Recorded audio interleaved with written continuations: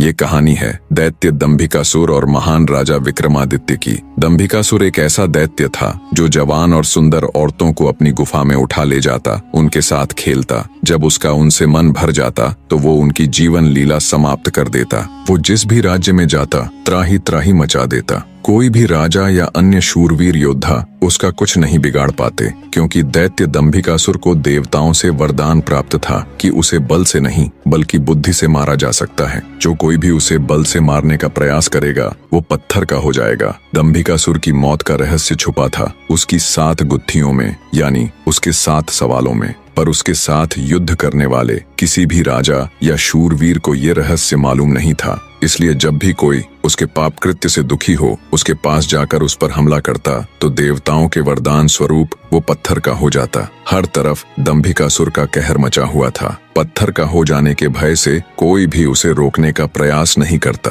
पर कहते हैं ना, जब पाप का घड़ा भर जाता है तो उसके भी फूटने का समय आ ही जाता है। हर जगह अपनी मनमानी कर एक दिन दैत्य दंभिकासुर ने उज्जैन नगरी की तरफ रुख किया। उज्जैन नगरी के ऊपर उस समय महान राजा विक्रमादित्य का शासन था। महाराज विक्रमादित्य न केवल बलशाली थे बल्कि वे बहुत बुद्धिमान भी थे। उन्हें हर प्रकार के कौशल में महारत हासिल थी। उन्हीं दिनों में विक्रमादित्य की नगरी उज्जैन में एक धनी साहूकार रहता था। साहूकार के 2 लड़के थे। बड़े का नाम महेंद्र था और छोटे का लखन। बड़े लड़के का विवाह तो साहूकार ने कर दिया था, पर छोटे बेटे का विवाह करने से पहले ही वो ईश्वर को प्यारे हो गए। पिता के गुजर जाने के बाद कामकाज और व्यापार संभालने की सारी जिम्मेवारी दोनों भाइयों पर आ गई। दोनों भाई दिल लगाकर कारोबार संभालने में लग गए। दोनों भाई जब काम कर शाम को घर आते तो दरवाजे पर खड़ी महेंद्र की पत्नी अपने पति को दाएं हाथ से लोटा भरकर पानी देती और बाएं हाथ से अपने देवर लखन को। एक दिन लखन ने सोचा, भाभी हर रोज मुझे बाएं हाथ से पानी पीने को देती है, आज मैं उनके दाएं हाथ से पानी पीऊंगा। शाम को जब दोनों भाई काम से लौटे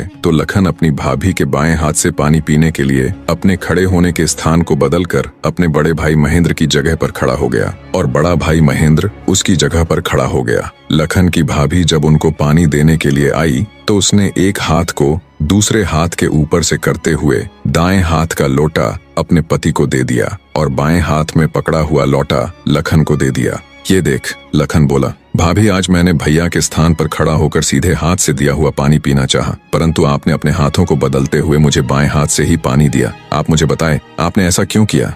लखन की बात सुनकर उसकी भाभी ने उत्तर दिया, अगर तुम्हें सीधे हाथ का दिया हुआ पानी ही पीना है तो तुम भी अपने लिए सीधे हाथ से पानी पिलाने वाली ले आओ। भाभी की कही हुई बात लखन को चुभ गई। वह बिना पानी पिए ही भाभी से कहने लगा, ये लो तुम अपना पानी का लोटा और मैं यहाँ से जा रहा हूँ, और अब मैं तभी वापस आऊंगा जब मुझे सीधे हाथ से पानी देने वाली मिल जाएगी, वरना अपनी